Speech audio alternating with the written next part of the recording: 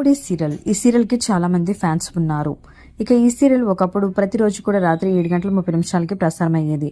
అప్పట్లో top rating లో ఉండేది ఈ సీరియల్. ఆ తర్వాత టైం స్లాట్ చేంజ్ చేయడంతో ఆఫ్టర్నూన్ స్లాట్ లో ప్రసారం అవడంతో ఈ సీరియల్ టీఆర్పీ రేటింగ్ కూడా చాలా బాగా పడిపోయింది.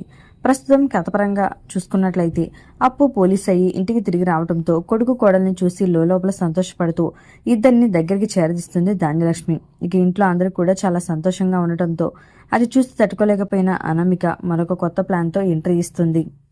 అలాగే మరోవైపు స్వప్న కూడా 12 బిడ్డకు జన్మనివ్వడంతో అందరూ కూడా చాలా సంతోషంగా ఉంటారు. ఇక ప్రస్తుతం ఈ సీరియల్ గురించి ఒక వార్త నెట్టింట వైరల్ అవుతుంది.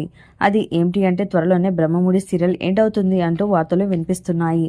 ఎందుకు అంటే కథపరంగా చూసుకున్నట్లయితే అప్పు పోలీస్ అవడంతో ధాన్యలక్ష్మి క్షమించి మరలా అప్పు మరియు కళ్యాణ్ ఇంటికి తిరిగి వచ్చి అందరూ కూడా కలిసిపోయే ఛాన్సెస్ కూడా ఎక్కువగానే కనిపిస్తూ ఉన్నాయి.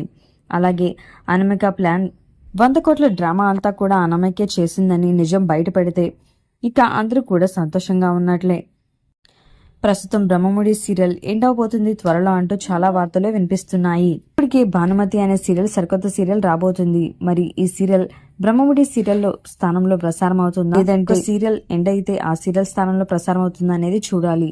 మరి బ్రహ్మముడి సీరియల్ ఒకవేళ ఎండ్ అయితే మీరు మిస్ అవుతారా? అలాగే ఈ సీరియల్లో మీరు ఎవరి క్యారెక్టర్ని మిస్ అవుతారో మీ అభిప్రాయాన్ని తప్పకుండా కామెంట్స్ ద్వారా తెలియచేయండి. ఇలాంటి లేటెస్ట్ వీడియోస్ కోసం ఇప్పుడే మా ఛానల్ని తప్పకుండా సబ్స్క్రైబ్ చేసుకుని పక్కనే ఉన్న గంట సింబల్ని కూడా క్లిక్ చేసేయండి.